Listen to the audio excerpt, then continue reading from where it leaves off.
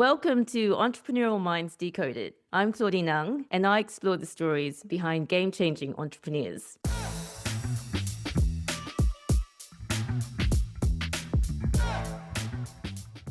You're listening to the short version of this episode.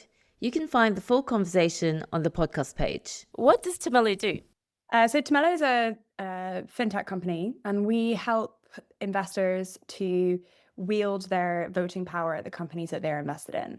The first thing is that we help fund managers to democratize the vote to their underlying clients, which means their clients can customize how their fund managers vote on issues like CEO pay at big car companies you might have heard of, or climate strategies at the big fossil fuel companies. We help investors to be able to have a say on that, understand how they might want to vote on those issues when they do own those stocks, and submit those votes through the investment plumbing so that the vote moves from the investor to the end company. Tumelo sits within a really complex ecosystem, lots of stakeholders. Who do you find is the hardest to convince about your product? So I do think that the answer to that question has changed a lot since we came to market. I guess initially we got quite a lot of resistance because that's not how it had been done for kind of 50 years or forever. And I guess the idea of, taking a vote from a fund manager and giving it to the underlying institutional client or the underlying retail client was a little bit scary. So we definitely got resistance from some stakeholders that owned the vote today and who didn't want to move it. But that has definitely changed over time as fund managers have been able to see the benefits of allowing their own clients to customize the way they vote, because that creates a lot of value. It makes their own clients much more sticky. It makes their own clients feel like they're getting a really customized service. Their own clients know that they're voting in line with their values, so they don't have to question the fund manager as much as they might otherwise. Where does voting power sit best? With the professional fund managers or with the ultimate owners? I think the answer to that is it depends.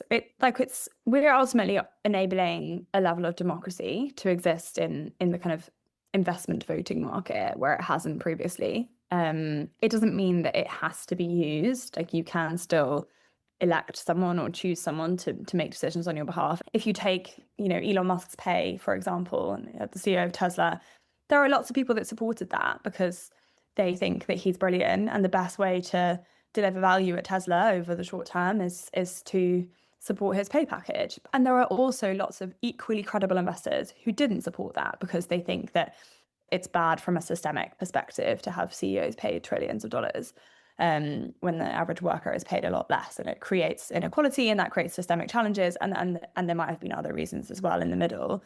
What Tumelo does is allow the vote to move. So we're not telling you where the vote should go. We're just enabling you to have a custom setup where previously it was stuck with the person who bought the share. So to Proxy Beacon. Yeah, so Proxy Beacon is effectively like an AI stewardship assistant. And there's a kind of a way this has been done forever. So most fund managers and asset owners have been using two providers in the industry that are incumbent, and most of them have had relationships with these providers for about 20 years. We're basically enabling a fund manager. We're using AI to enable a fund manager to in-house this workflow that they have previously kind of outsourced to those third-party proxy advisors. The opportunity is cost saving and speed and customization. I guess maybe the fourth advantage would be flexibility. So, for example, Japan is kind of in the middle of a multi-year overhaul of its corporate governance code. And so let's say every day they're releasing something a little bit different about what the new standards should be. And we can respond to that really quickly by enabling you to change, for example, the percentage of women that you would expect to see on a Japanese board in order to vote against or in favor of the head of the nomination committee. What are the biggest opportunities for Tumelo? Well, I think that our new product, Proxy Beacon, is very, very well timed. So I'm really excited about our opportunity to bring that to market. I think it's a really perfect storm of lack of trust in incumbents, real concern from policymakers, which I think is warranted to some extent, and a real push from the management of these asset managers to adopt AI in whatever form that takes, as long as it's safe. So those kind of three things are going to combine are already combining into this like perfect push towards trying something new in a space where people don't like trying new things. And I think therefore we're really well positioned to take advantage of that. I think we already serve the largest fund managers in the world and many of their most important clients. I think people are concerned about like over automation, which is fair enough. I would say the probably main concern would be, well, if you just automate everything, then, what happens when companies do things for really sensible reasons, even though on the surface it looks like it breaks a rule? What they've elected a chairman who's, over tenure, who's been there for 9 years already. And, so technically the rule would mean vote against, but actually is really good reason behind the scenes why they've elected this chairman. There's been a disaster or something like that.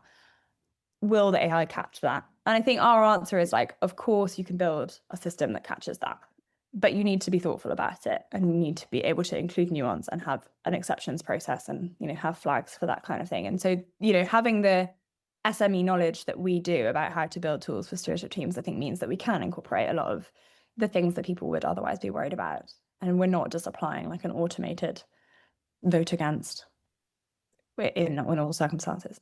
On culture, how have you managed to create a cohesive culture?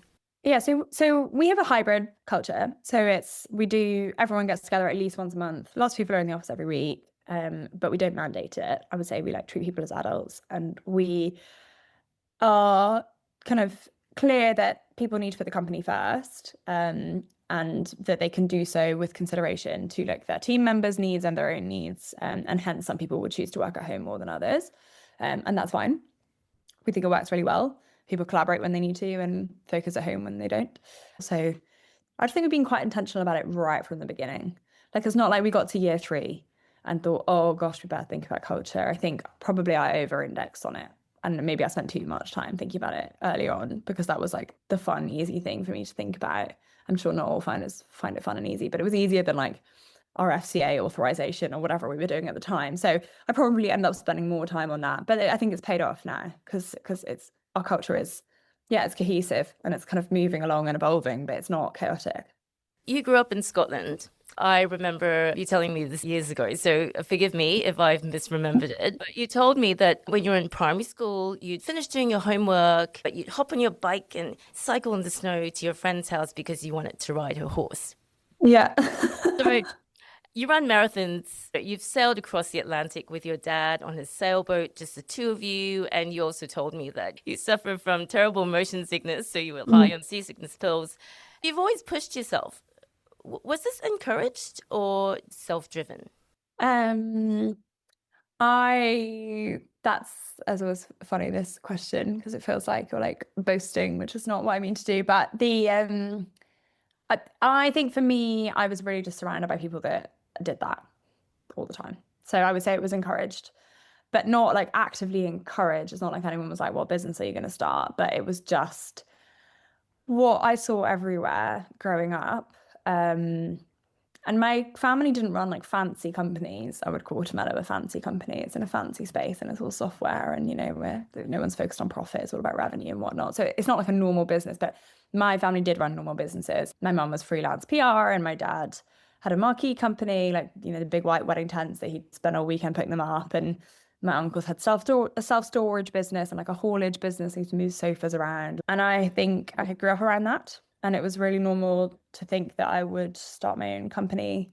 Just didn't know what that was. And then eventually it became apparent that that could be Tumelo. So it wasn't like I set out to be an entrepreneur, but it definitely felt normal. Because you had, I guess, role models around you, right? Yeah. They're all like crazy and they all do like, my uncle's like row across the Atlantic and my dad cycles across America and they're all like a bit mental in that way, like physically pushing themselves really hard. And they all work together as well at various different stages in their lives. So a lot of like collaboratively helping each other. Like my dad employed both of his younger brothers and they all worked on the tent company together for a long time before they left and set up their own thing. And therefore I was always exposed to that as a child, like the problems that they would discuss and the things they'd be working on. You've been listed in Forbes 30 under 30. You were on the cover of Forbes Online. You have so many personal accolades, many client wins for the company. What was the best day of your professional life? Oh my gosh, what a question. The best day of my professional life. There's probably like two moments that would make sense that they were my best days. Maybe one moment would be like winning our first really significant client contract, and like probably one of our first like party voting contracts. Um, and that was just a great validating moment. Maybe that, maybe another moment would be the day that BlackRock, Larry Fink, the CEO of BlackRock, and he wrote a letter saying that the whole world should embrace shareholder democracy. And I remember reading that and just crying. This is before we'd sold any of those contracts. And I had been banging on about this idea that we'd come up with to do party raising, and everyone thought we were really mental. And then I read that and I was like, oh my God, it's going to happen. And it was completely out of my control. I didn't ask for it, but it just was the most vindicating thing ever. That was a really amazing moment. And that just shows you about timing. I think investors say, like, the idea matters, the team matters, and timing matters. And different investors say different things is important. But like, where Tumelo is concerned, timing has been everything. Anyway, that wasn't the question you asked. The question you asked was best days. And maybe another one would just be like having fun with the team. And what was your worst day as CEO? Maybe again, there's like two contenders. Losing contracts that you were really sure you were going to win hurts. Like usually you're like in contracting and then they change their mind because of something again is out of your control, like budgets. That is very hard because there's a lot riding on it. And probably also we've had to do a redundancy before, or we've chosen to do a redundancy before. And I guess any CEO will tell you that like sitting your friends down and or your colleagues / friends down and telling them that you're going to make them redundant is really, really tough. I have had to do that like at some scale previously, and that's really horrible. But it makes you run the company differently. Like I really want to avoid that situation ever again, and hence I make better decisions, I think. What would you say to 21-year-old Georgia before you founded Tumelo with Will and Ben? I think maybe I would say like a small thing like higher experience sooner, maybe be more confident. But how can you tell yourself to be more confident? I don't know. That feels hard. So raise at a higher valuation. I feel like we raised a really low first valuation. And then I worked out that everyone else was raising like on a pitch deck with like 10 million, which definitely made no sense, but they were doing it. We didn't. So maybe I would have done that differently. But yeah, I mean, I don't regret loads about any of the decisions that we made because we wouldn't probably be where we are now if we hadn't done it the way we did. Georgia, thank you so much for your time and joining me today. It was a pleasure. Thank you so much for having me. What a nice conversation.